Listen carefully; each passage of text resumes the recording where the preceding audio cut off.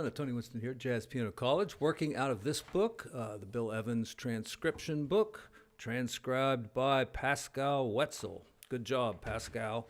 And I tell you, it's a hard solo, and I'm doing it at a much slower tempo than Bill Evans did it, and I'm playing along with a band-in-the-box track. You know, you just type in the chords and, and turn it loose. It's kind of like AI, I guess. But anyway, there's a lot of interesting things about this solo, and this is part 2 of a video.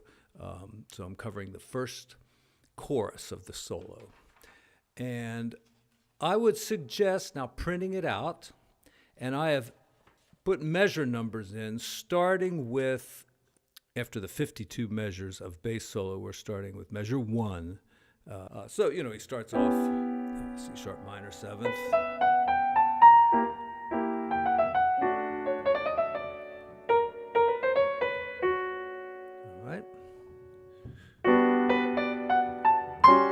Okay, so this is measure 6, and right here, you know, we have a rootless voicing for an A7th, okay, and this is the 13 up here, but of course that just means an A7th with a 13, and he hits a rather unusual note there, but if you think about this chord right here, it supports the diminished scale, or the altered scale for that matter. Well, it supports the diminished scale best, so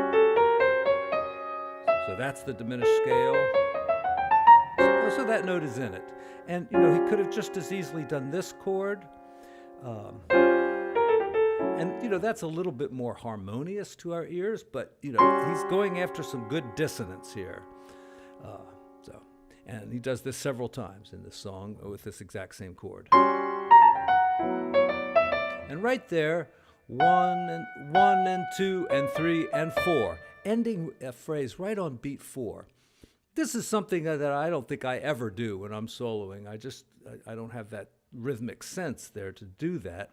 And so one of the reasons I'm learning this transcription is to see if I can, you know, absorb a little bit of Bill Evans's genius and, you know, change up my soloing a little bit so that, you know, I don't always just sound like the same old crap I always do. So anyway, 1, 2, 3, 4, ending right on beat 4, and he does that again down there in measure 19, and we'll get to that in a minute. Now sometimes I fill in these chords a little bit bigger than what he's got in the transcription, you know, just to make it clear to your ears. And a lot of these chords come in on the and of 1 and 2 and 3 and 4. The more interesting placement for these chords is when he kind of anticipates the next chord by a beat or a beat and a half sometimes, and, you know, plunks down that chord way in advance of when it actually occurs, you know, in the chart. So we'll get to that too. So let's take this phrase.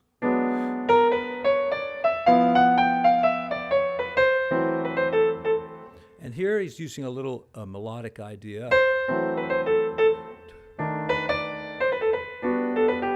Same thing there. All right, so 3 times, and that's usually the limit in a classical sense of how many times you want to repeat an idea in a sequence. You know, there are ways to do it more times, obviously, but 3 times is aesthetically the way to go. Any interesting scales here?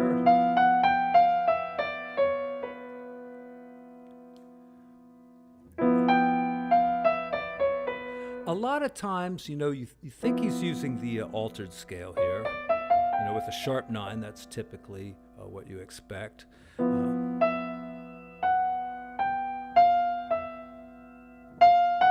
But he's got a little bit of chromaticism in there as well, too. Right, so F sharp shouldn't really be in the scale, but it's just a passing note.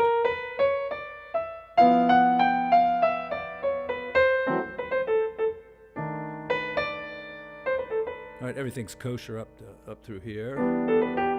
And once again, you know, he's got this 13 chord.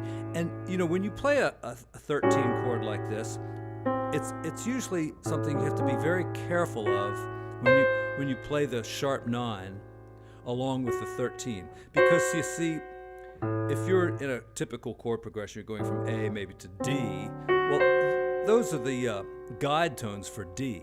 So it kind of it makes you have very little harmonic motion between, say, an A13 and a D7, because you've got the same notes in there. So it's kind of a be careful, but Bill Evans is careful, and it sounds okay. All right, now here's just a classic altered chord, G sharp 7 altered. All right, there's our 7th, our 3rd, flat 13. And, you could add in the, whatever that is, sharp 9. It's there in the melody. 1. And notice how many of these phrases start on the and of 1. 1. 1.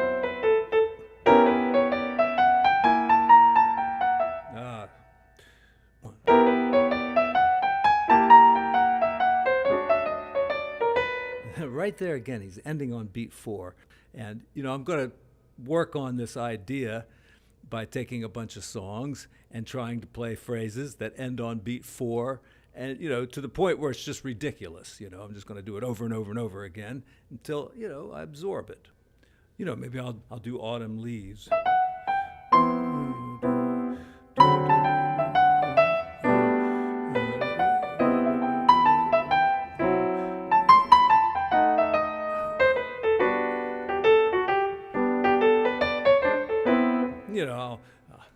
Hopefully I'll get better than that.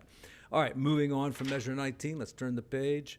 So this is kind of an idea that appears more than once in this song, this 1, 2, 3. And once again, he's ending right on beat 4 there. So. Yeah, I had a little trouble with that just because of the notation, but 1, just kind of go for it. 1, 2, 3.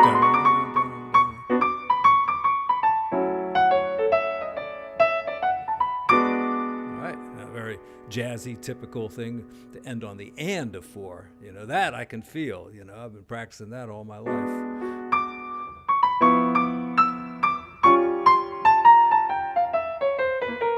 Now, right there is where the key change happens, and it's all off beats in there. So,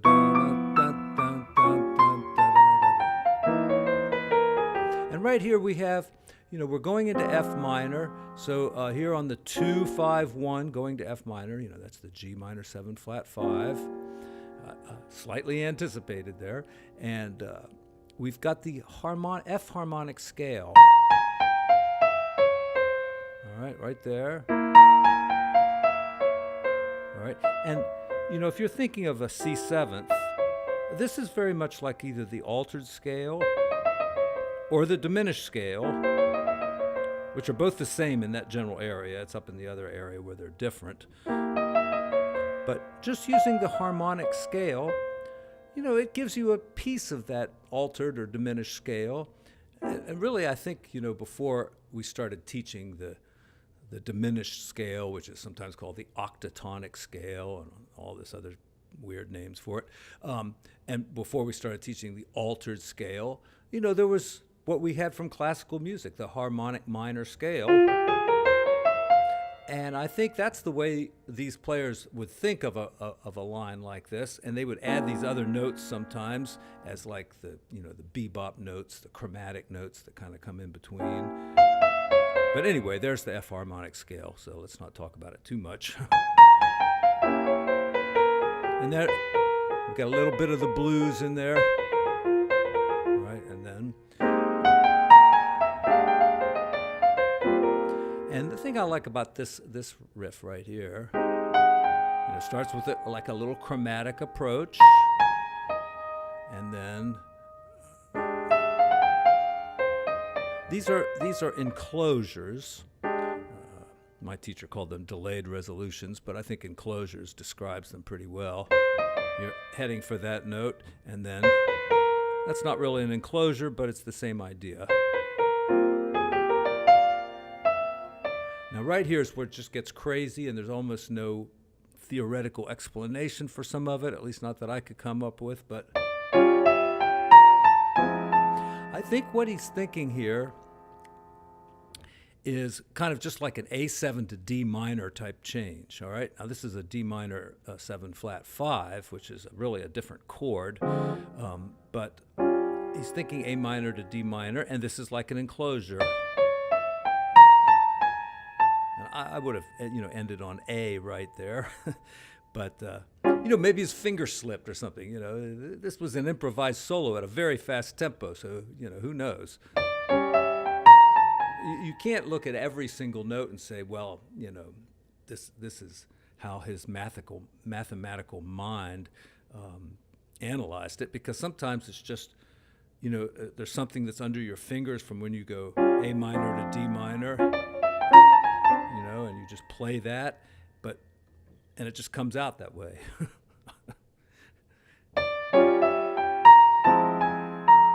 And so right here, we're on, this is very interesting now.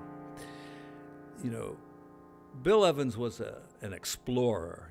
He explored not just the basic chords, but, how you could add these extensions, they call them color tones or tensions, to the chord. And so he's working now on adding that major 9 to the chord.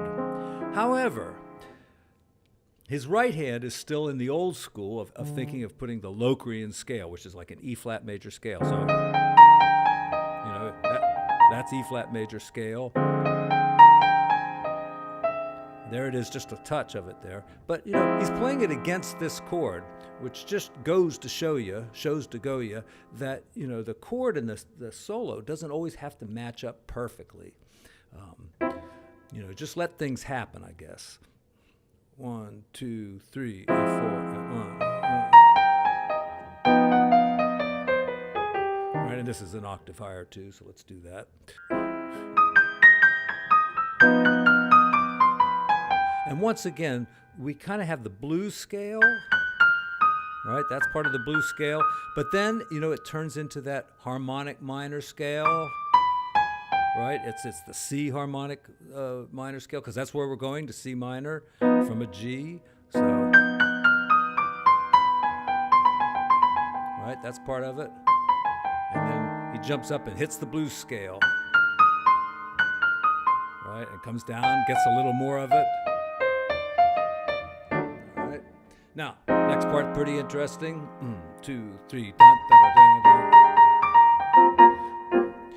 And I'm thinking he's quoting the song "That's All,"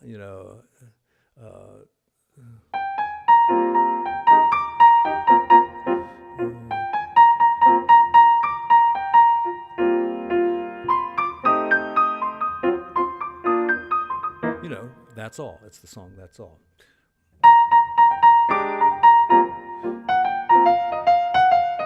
Once again, ending on beat 4. And it's such a kind of a groovy little line there, so I'm really digging it. All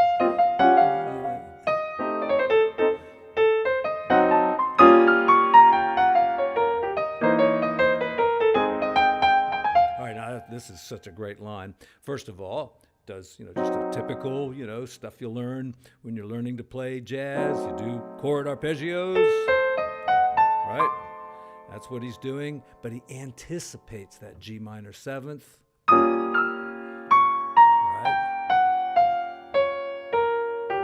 Right, and comes down basically the arpeggio with a great passing note too. So I'm just thinking about,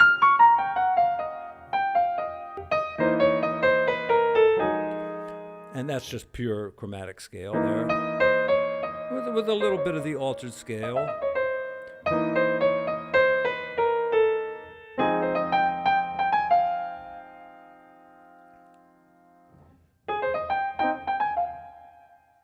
Trying to think, it seems like there's a jazz standard that kind of has that little phrase. And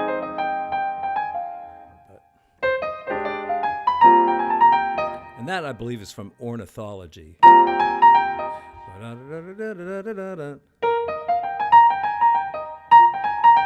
right, so that's why you should learn a lot of those bebop standards. Just learn to play the heads, because those are the kind of ideas you want to use when you're soloing. Donna Lee, orthonology, there's a lot of conception, confirmation, straight note chaser. the last little phrase in this solo here. So 1. And here now he anticipates the D minor 7 flat 5 by a beat and a half. 1.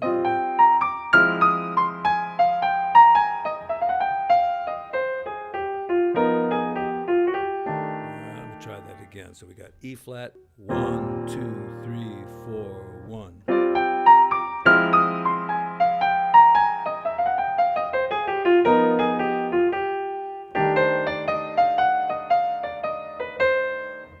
And once again, he ends where? On beat 4. So what are the takeaways? For me, it's the phrasing of ending on beat 4, of using a little bit more chromatic notes or passing notes in the scales that I'm already familiar with, and anticipating the next chord change by playing the chord in the left hand a beat early, a beat and a half early, and not losing my place in the song when I do something like that. So, practicing when playing along with a track keeps you honest, because the track isn't going to, follow your mistakes or anything. You're going to have to do it right. So I will eventually, I think, make this backup track available to any of you who want to practice this solo at a slower tempo, because this is about 135, and I think this solo was recorded at about 185, so it's considerably slower. Now, in the second chorus is when he gets back to the head of the song towards the end, and the track doesn't work very well. So, what I'm going to try to do, of course, is to fix the end of the track and make it kind of fit the end of the song, so you could play it all the way to the end. The track will not include the first part of the song before the solo. Okay, the sheet music is in the description, of course, that you can print out. And I guess that's it for now. Please leave some comments down there in the comment section so I know if this video has been at all helpful to you or even just entertaining. And have a great day, and I'll see you all soon. Bye.